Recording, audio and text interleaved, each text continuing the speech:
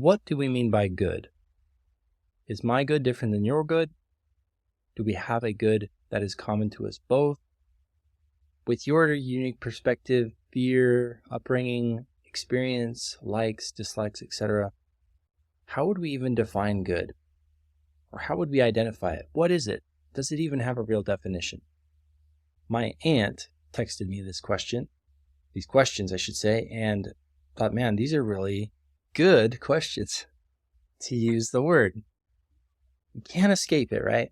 How many times today did you use the word good or something similar to it, like better or well? Or in a week, how often do we use that word good? Good morning. Have a good ride in. Is that a good burrito? We use it all the time.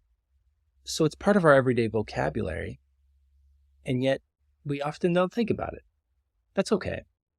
I don't think it would hurt, though, to do a little examination on it, especially since there is some confusion around, excuse me, what's good. So what is the real definition of the good? The good. Well, I think it's safe to say that good is something that we seek. We seek after what we think is good. We try to avoid what we think is bad. I think that's probably a fair statement. We can build off of that, right? So goods are things that we move towards, we seek. Why do we seek them? That's an important question. So good, like capital G, is that which we desire for its own sake. And then there are other goods that we desire, but we might desire them for the sake of something greater. So it's something we just tend towards as rational beings. We just naturally is a key word, move towards them, mentally and then physically, you could say. We avoid what we think is bad for us. For example, my daughter, bless her heart, she has a really hard time eating healthy food like vegetables, and she avoids them. And her idea of the good is what's sweet and what's sugary. But for me, I'm thinking, I don't want you to have cavities. I don't want you to be unhealthy and be sick. I think you should eat broccoli, eat the lettuce. But it's very difficult for her because we have different conceptions of the good, you could say. When we have different options of good, we can make a choice given the condition. If the conditions are right, we can make a choice between two different options, and that choice is governed by what we think is ultimately good, or at least a higher level good. So, for example, I could, yell and scream at my daughter for not eating her broccoli. That's one option. Or I could be patient and try to cajole or do something to get her to do it. There are many options, and the higher good is I want to be a good father. I want to have a good relationship. It's the relationship I have with my daughter the quality of that relationship is going to hopefully guide how I handle myself at dinner. So good is this word of what we are drawn to by our nature. Again, we may be drawn to different things. I might be drawn to money, and someone else might be drawn to family or career success, something like that. But once you understand what someone thinks of the good, and again, this is not just an arbitrary or esoteric academic exercise. It's not something that's meant to be done in academia by professors or in research papers. No. Like, this is Socrates, right? Socrates did not practice in the university. There wasn't a university. There was the marketplace. And he was trying to make his countrymen more wise. A lot of them didn't like it, but that's what his calling was. Anyway, now people are, for most part, rational. But that doesn't mean we have the same conceptions of the good. So, for example, if you have a good of total freedom, and I have the good of maintaining traditional values or something like that, we are going to rationally, assuming emotion isn't overpowering us or anything like that, and that we have all of the variables, like we're going to rationally move forward and operate, but we're going to go in different directions, and it's not going to make sense. Or we're going to say, I can't understand why those people are like this, and I can't understand why those people, and it becomes easy to demonize and all that. Again, another reason why a little more understanding or having tools of understanding can be very valuable. A good thing. There, I'm going to use the word again. So far, I've just said that what is good is what we seek. And it's really easy for this idea to be buried in the mundaneness of everyday life. So for example, tomorrow, Monday, somebody is going to, say, start a new diet or an exercise regimen. And we could ask this person, Jimmy, why are you doing that? And Jimmy says, I want to lose weight. Why, Jimmy? Why do you want to lose weight? Because I want to feel more confident and attractive. Oh, don't you already feel that way? Why do you want to feel that way? Because I want to go on more dates. Why? Notice the pattern, right? Why do you want to go on more dates? Well, because I want a girlfriend. I want companionship. I don't want to be lonely. I want love, right? Why do you want love? Because I want to be happy. And that's where you have to stop, because at that point, why do you want to be happy makes no sense. And that's what's so cool. Happiness turns out to be the greatest good. No one ever says, I want to be happy so that. It's the end, meaning it's the end of the line. So we may do A for B, and then B for C, and C for D, and on and on. But if there were never an end, at some point you're just like, why am I doing this? There's no point. There's no higher purpose, you could say, that guides all of this. So we all have this idea of the good. We don't often examine it. And again, this is where philosophy can be helpful. Not to go crazy navel gazing or, analysis by paralysis. But it is good to consider, why am I doing this? There's this great guy out there named Carl Schute. He was a professor, and when he was teaching, there was this kid in his class who was saying, I just need to get a degree. I need to graduate so I can get a job and so I can buy all this stuff that I want. I want all these toys. And so anyway, I'm going to butcher it, but basically Carl said, so you're coming to my class every day at 7 o'clock, or 7:30, whenever it was. You're waking up and driving in and coming to my class to fulfill a credit on your schedule so you can get a degree, turn that into a job, which turns into a paycheck, so you can buy stuff, and that stuff will make you happy. And the guy was like, yeah. And then Carl's like, well, why don't you just want less stuff? So we all naturally desire happiness, but we have different conceptions of what that is. And sadly, too often, some of us have no real idea what that is at all. It's not even clear, or we haven't defined it. So we're like the archer aiming at the target, but we don't even know where it is. And so what's the likelihood that we're going to find happiness, So in a way, we can say happiness is at least objective in that we all seek it as the final thing. We all are trying to be happy. That is at least the natural state, right? We all seek to be happy, but we don't always agree on what that is. So is that it? In other words, is the good only objective in the sense that it's universally sought after as the final end? Or is there anything else we can say about it? Or is it every man for himself, to each his own? Or in other words, is it just subjective? So let me say this. There are various approaches to these questions. For example, a biological approach would be that goods are the things that we seek as biological creatures to preserve our lives and to help persist our race. So things like food, water, shelter, air, society, things like that. Maybe society is a stretch for biology. Maybe, I don't know. I'm not a biologist. But maybe more in the psychological or sociological perspective, the approach for what our goods are. It's like, well, these are the things that create human connection. And we can trust that they're good because when we've seen people deprived of these things, it's bad.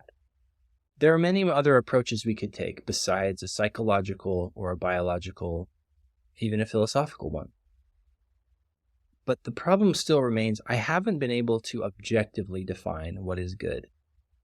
From a biological perspective, all I can say is organisms die if they don't have their needs met, their real goods, you could say. Air, water, food, shelter, that kind of thing. They die. But is death bad? Now, this might sound crazy, and if it does, that's probably a good thing. But my point is, are we defining death as the greatest bad? And if so, should we be actively working on finding some sort of, Silicon Valley-based startup that's going to fix our genes or whatever, right? Like that's going to give us this pill. And is that going to be the greatest service to humanity and philosophy and religion and everything? Like, is that going to be the thing? Is death really the greatest evil? And conversely, is life the greatest good? I don't know, but I'm just saying, even from a biological approach, we haven't been able to define what is objectively good. And the same thing with a psychological approach too. We see that when humans are deprived of people talking around them, meaning they don't have company, they don't have society, they're banished or isolated or something like that, they suffer. So we can say, so therefore society is good, but it still hasn't really defined what good is. It kind of just contrasts it that, well, these are effects that we don't want, and because the good is what we seek. These are things we don't seek, then they just kind of become bad. Nevertheless, we still don't have an objective definition, and this can lead people to say, well, there is no objective definition. There can't be an objective morality, or an objective good, And so, what can we say? We can say a couple of things. So far, I used a few examples. I used sociology and harder science like biology. The sciences, as great as they are, they kind of break down in this realm of qualia, right? Qualities, good and bad. If this is the only tool we have, science generally, that relies upon evidence, experimentation, reproducibility, measurements, and that kind of thing, right? The things of this world, materials, the natural, not the supernatural, just the natural. If science is not able to give us any clear definition on these things, maybe it doesn't exist. Maybe it's not a good way of understanding the problem. And we're using that word there on purpose. Perhaps there's a better option. And you can kind of see what's going on here is that science itself uses good. Now, science itself isn't very good characterization, as if science is this thing. Like, what is science? Is a thing that, meaning we are humans that use this thing called science. But we humans are chest deep in philosophy and in qualia, meaning in this concept of good and bad. We can't run away from it. So if we adopt a purely sort of scientific approach, we will not find the definition. We just need to recognize that saying that science is the only method or the best method is itself not a scientific claim. It's a philosophical claim. So how can science itself be the best if it relies upon a philosophical claim to claim that it's the best, if that makes any sense? Or perhaps to put it a little more clearly, Peter Kreeft, a philosopher from Boston College, said that science alone cannot prove the validity of science. He also said, there is no proof by the scientific method alone that all proofs come by the scientific method alone. You might think, hey, good can't be objectively defined. Where is it in the scientific realm? And it's not there. It's prior to the scientific. It's not something we will arrive at through deductive or analytical experimental work. It's just not there. Can't find it. In fact, the idea of the good is what guides good experimentation, good research, right? All of those things only make sense if there is existing prior an idea of how it ought to be done. Science relies upon an idea that when you do it well, you're finding something that is true, that truth was also prior to the experiment. You did the experiment to try to find out what was more closely related to reality, but it relies upon that there is a reality outside of the scientist, the person looking through the microscope. So all this is to say, not to go off on too much of a tangent, science is a fantastic tool, and I think I probably said this before, and I'll probably say it again. It's not the best suited for understanding morality, good, bad, that kind of stuff. And so what can we do? What can we do if perhaps, say, science was the only tool in our tool belt? Do we just dispatch this idea of good and say, well, it's just completely made up by yourself, your own projection? So, science has nothing to say about it, so what can we say about it? Are we going to say that there is really nothing truly good? If you go down that path too far, it's not too hard to become a nihilist, where there is nothing to believe in, nothing that's real outside of yourself. And in a sense, it's not too hard then to even doubt yourself. Not to go too far down on that, but there really is this great dichotomy between the nothing and the something. The nothing is, like I was just explaining before, there really isn't anything good. It's just whatever you think. Okay, all right. So if I don't think, if I'm in a coma, or if I'm asleep, or if I'm just not paying attention, there's no good. And if I think that is what is good is to blow up the world, hey, that's my version of good. You just got to live with it.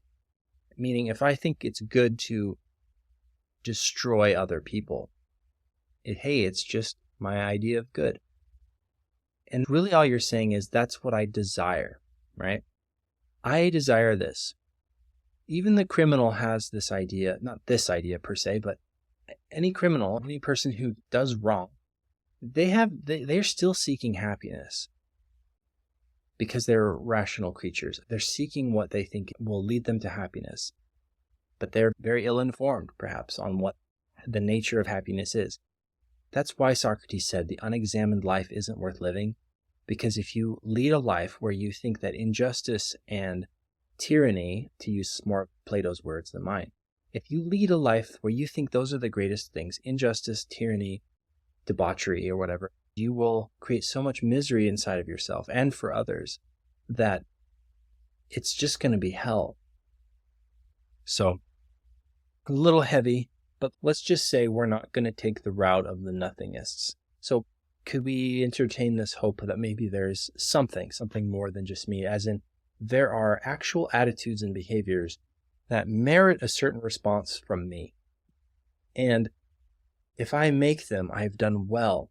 If I choose them, if I can see and appreciate and perceive that there is value in, say, being good to children and loving and adoring little children, or venerating the elderly, respecting your elders, that kind of thing.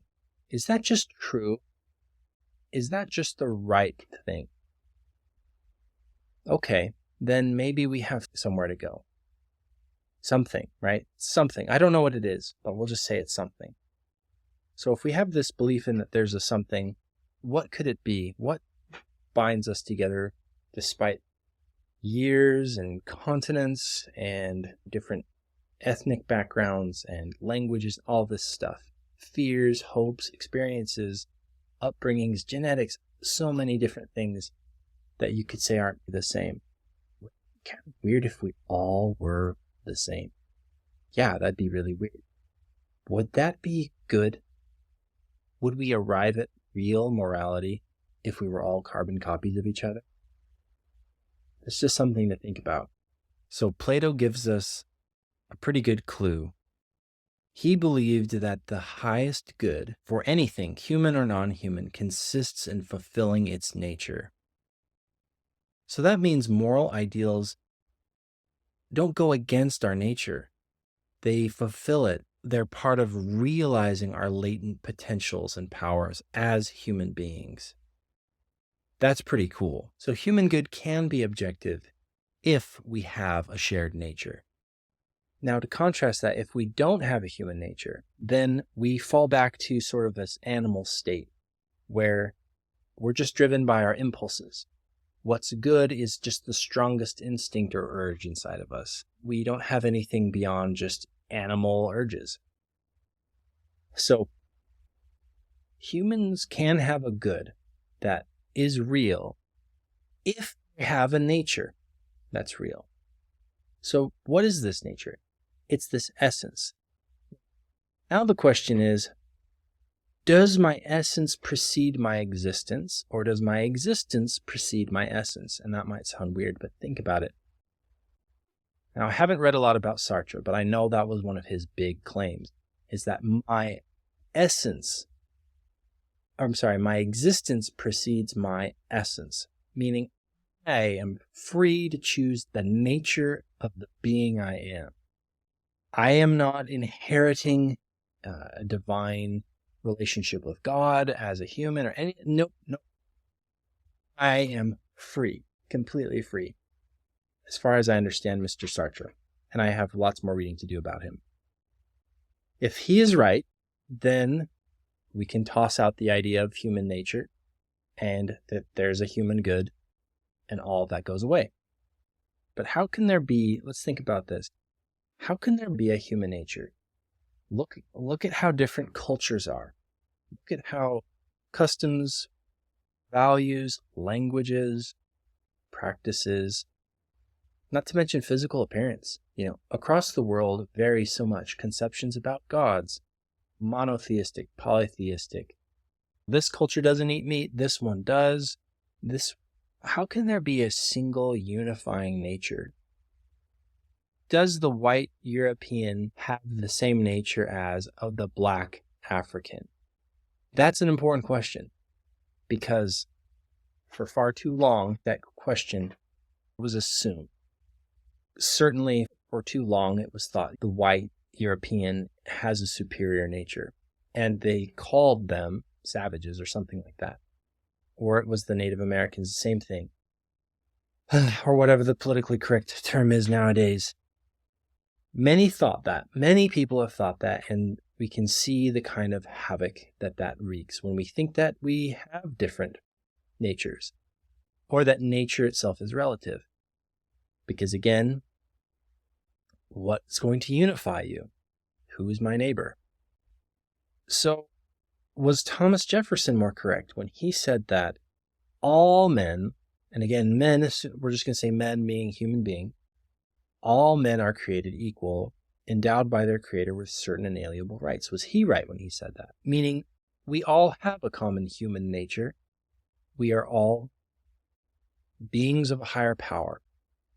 And as such, we have these inalienable human rights. Inalienable meaning they are so with us, they are so embedded inside of us that they cannot be trampled or impinged upon without moral culpability. Okay. So if we have that shared nature, then whence all this diversity, right? How do you deal with these two very important ideas? On one hand, we have a culture that is very certain about its rights. There are new rights popping up all the time. And maybe the modern mind isn't going to say, well, yeah, we have these rights because of God. I would ask, well, where do you find them then? But that's sort of a different line of discussion. There's confusion, right? There's this confusion of hey, everything's relative. You do you. You live your best life. Live and let live. And there's some truth in that. Otherwise, I don't think so many people would be subscribing to it. And yet simultaneously, we think we have these human rights, meaning there's something that does bind us.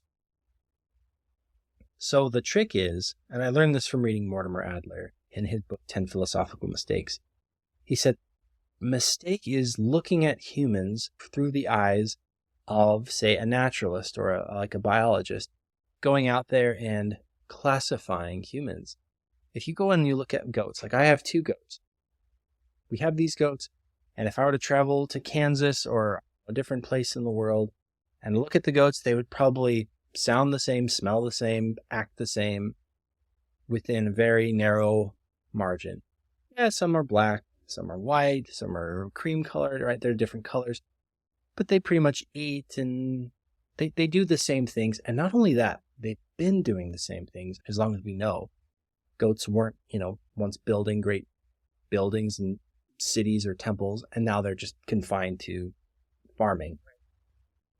They have this continuity in their nature, as well as consistency across wherever we find goats. But then when we see a marked outward difference, well, we start to say, hey, these goats look a little different and they behave a little different. Maybe this is a different species or genus or something like that. So here's where the problem can pop up for humans, is we start to classify and say, oh, these people are different. Look at how different they are from an anthropological perspective. Really, that diversity itself is a clue to our shared nature. Diversity itself doesn't deny a shared nature. It rather underscores the point, the key, in fact, which is that it is within our potentialities that we find our human nature.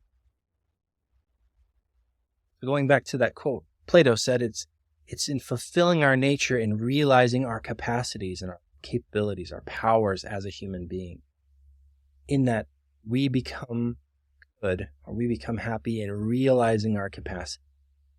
Throughout history and across these different cultures, this has been understood as objectively true, but it's communicated in a different way, using and deploying different symbols, different role models, different stories and legends and epics and poems and all of that. And it's very important. Different cultures have used the hero motif to educate, enlighten, entertain, but mainly to show, look at what we're capable of. Look at what we're capable of and avoid this. Seek for this. This is what's good. Maybe it's honor, virtue, or something like that. So this kind of wisdom is passed on and taught. And in order for it to be taught and maintained, it takes the young a certain degree of humility to become initiated into this wisdom tradition. In a way, they have to submit, to be meek and submissive, to use sort of more biblical terms, because it takes learning and it takes practice to fulfill your potential. For example, learning the piano. I am not free to play the piano. I have a piano outside my door, but I'm not free to play it best I could because I didn't learn, I didn't submit and undergo training to learn how to play the piano as well as I could have. And so in that regard, I am not free to the good of the piano, even though I own it. There is this idea of that good, moral good. To attain it, you can't just snap your fingers and become a morally good person. One needs to be free to do it by acquiring the knowledge or the wisdom to do it. That deals more in freedom. But the point is we all have to act in this world, right? We don't all have to play the piano, but we all do have to interact with people, including ourselves. But we have roles: son, brother, husband, friend, father, employee, employer, all, you know what I mean? We have these roles that we are not just free from. We can't just extricate ourselves from. So I don't agree with Sartre. I don't think that somehow our existence precedes our essence. We are human beings. My nature is the human nature, not the lizard nature, the duck nature, the nature of inert things. I am animated. I have a nature. Thank goodness, because I'm not old enough, nor am I wise enough to invent a nature, let alone the ethics of that nature. I don't have enough knowledge. That's just me. Maybe if my name were Nietzsche or Aristotle, I could undertake that and maybe or maybe not succeed. It is fulfilling who we are as humans and to be ourselves in the truest sense of the word that we are most happy. I think it was Saint Irenaeus who said that the glory of God is man fully alive. Now, whether or not, you have the Christian conception of good as God, the glory of creation is you fully alive, and that's manifesting your potentialities. So we might say, well, which potentialities? Do we want to maximize the potentiality for evil or greed or that kind of stuff? Does that count? No. So Plato divides up the soul into 3 parts. Forgive me, I can't recall exactly which dialogue this is in, but there is the intellective or the reasoning side. So there's like the head of man, and that's man's reason. And what's the virtue of man's reason? The highest, the best form, or the fulfillment of our unique capacity as humans, given our nature, that we have this amazing gift of reason. And that would be wisdom. Then we also have this spirited element, this passion in the sense of seeking for courage and honor and battle and to do manly stuff, you could say. Now, this can go badly, but its best or fullest realization is courage, the manly virtue of courage in warfare, to go and fight and to do your duty, or to be an upstanding citizen of Athens. But then there's another side of our human nature, right? Yeah, we are intellective, and yes, we do have strong devotions and passions and enthusiasms, that spirited element in us, sort of represented by the chest or the heart. And then what's below the heart is the bodily appetites. Basically, these are the 3 parts: man's reason, the spirited element, and then the bodily appetites. Now, the bodily appetites, as we all know, can get carried away and do damage to ourselves and to other people. And so it's not a matter of denying this nature, but controlling it. So what is the best form of this is what they call temperance. So now you have this holistic view of our human nature, thanks to Plato. Body, mind, and spirit united into one conceptual framework, where the body, the lusts of the body, the bodily appetites, our appetitive nature, it isn't to be denied. It's not something to be scrubbed out or demonized, right? It's part of who we are. And in as much as it is our nature, if we deny it, we're denying ourselves, or we pretend that we aren't appetitive, then we are lying to ourselves. We're not living up to the Delphic oracle's injunction to know ourselves. And when we don't know ourselves, the myths and the traditions are all there to kind of warn us of this, of hubris, of thinking you know something you don't. Anyway, so we can't deny or deflect the fact that we are embodied and we have embodied human urges and appetites. However, the best form of being a human isn't to indulge in every single urge or every single temptation or every single inclination that the body has.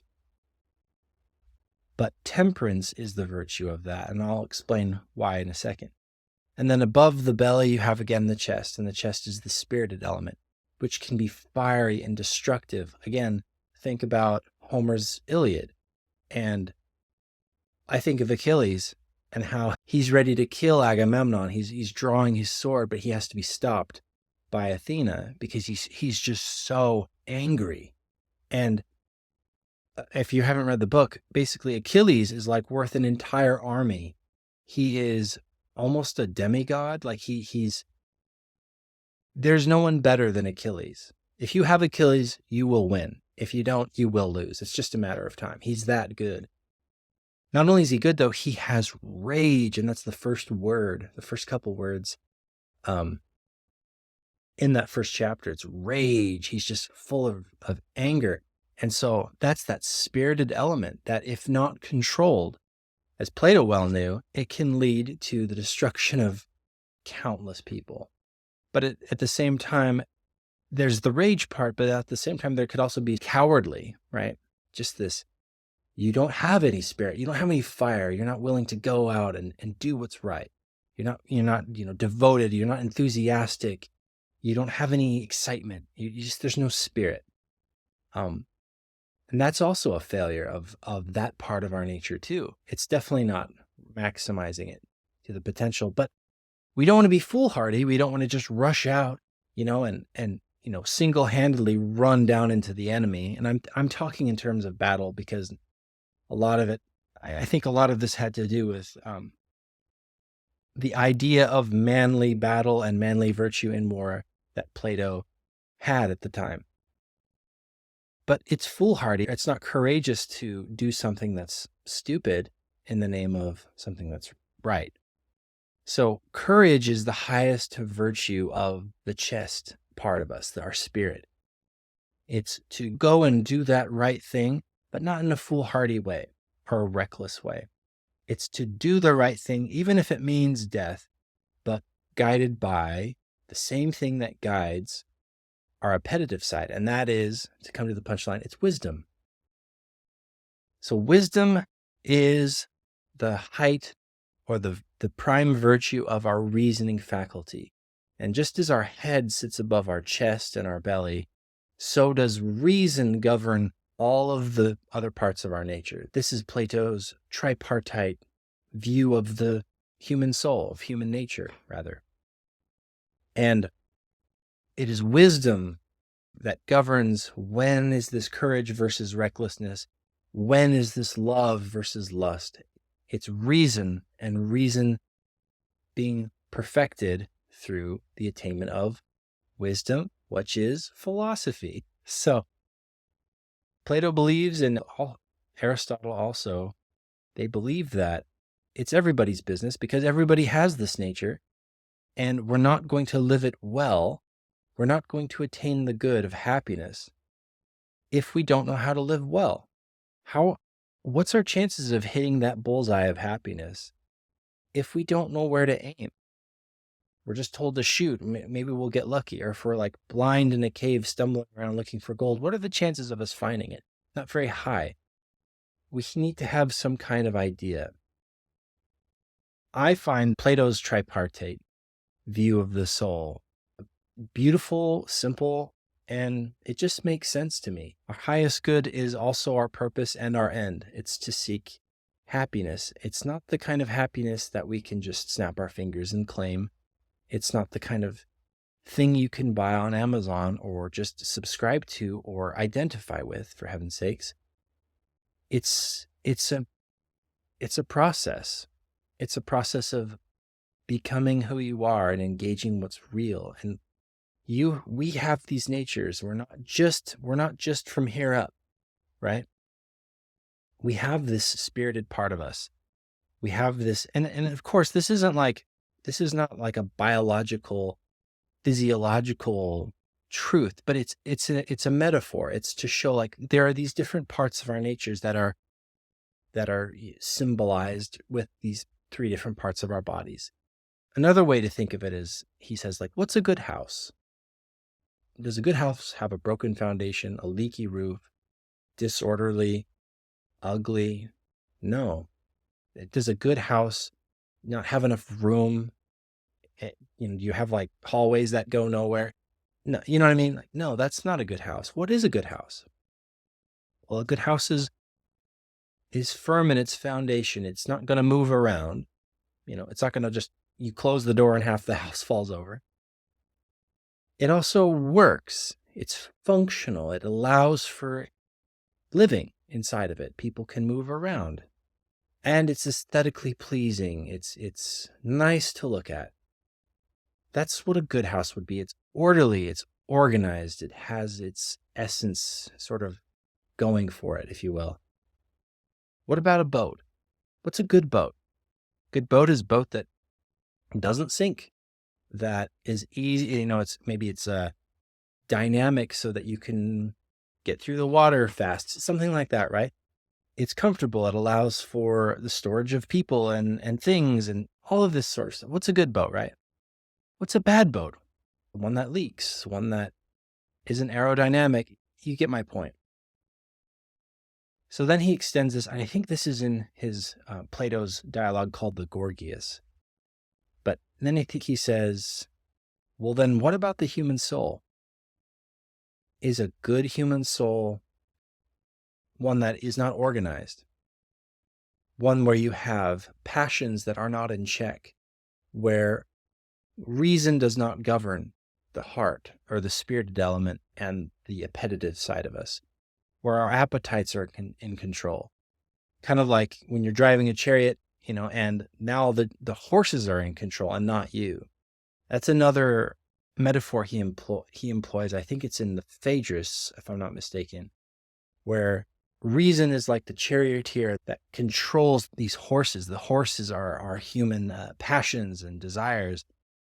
And those that are out of control and wreaking havoc are the ones that don't have their hands on the reins, and the horses and the chariot is just running around rampant, creating chaos. Instead, the real goal is to not even to have to use the whip, so to speak, to literally rein in your passions, is to make yourself whole and balanced. That's the word. Is to achieve this sort of a harmony where all it takes is just the whisper or the word of reason to control those horses. He doesn't even need to use the riding crop or the reins, but he can speak to them and they obey, right? That's the Platonic ideal of human nature and human good. It's to pursue excellence in whatever role we find ourselves. Father, daughter, son, brother, mother, friend, employee. Nobody's perfect at any of these things, and that's not the point. It's that we can all strive to do a little bit better, to apply wisdom and courage and temperance, not only within ourselves, but within society. Because for Plato, again, politics is just ethics, personal ethics brought out to scale or writ large.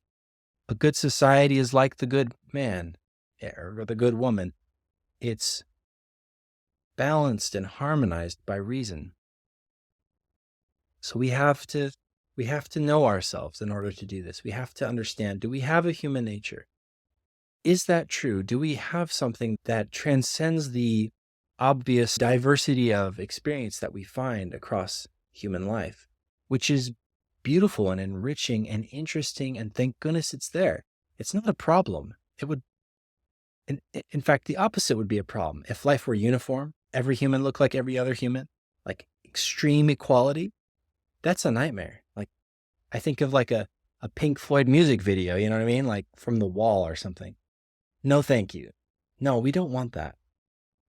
But we're also not so different that we can't talk, that we can't reason and use our unique capacities to talk about something that's real.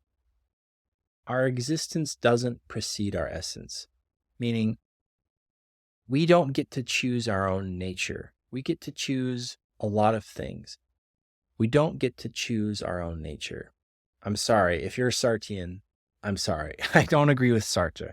He was a French philosopher who did think that. And he wanted complete and total and absolute freedom. Freedom from everything, including humanity's nature. I won't go there. I don't agree with that. I think instead we need to, again, learn who we are, learn our nature. And that's not just like a Google search. It requires a level of, I might be wrong. Meaning, I might be desiring something right now that I ought not to desire. It's not just exactly what I want. Just like my daughter, she might need to learn, if she ever watches this, that she should probably not just want to have candy and sweets all the time because she has a certain nature. Her body has needs, right? We have these needs and these realities of who we are as embodied things and spirited things and intellective things all wrapped up in one. It's not just what we desire all the time, but maybe we should learn to desire what is right based upon what is real. When we do that, when we not only learn, but gain the will, we get this freedom, the freedom to be happy. It's something that you have to earn and learn. Human happiness really couldn't be the ultimate human good if we couldn't share it with other people, both in terms of sharing it in nature, but sharing our happiness with other people, right? I hope maybe this was helpful or interesting. If you liked it, please let me know. If you have any questions, I'll read the comments. But until next time, have a good day.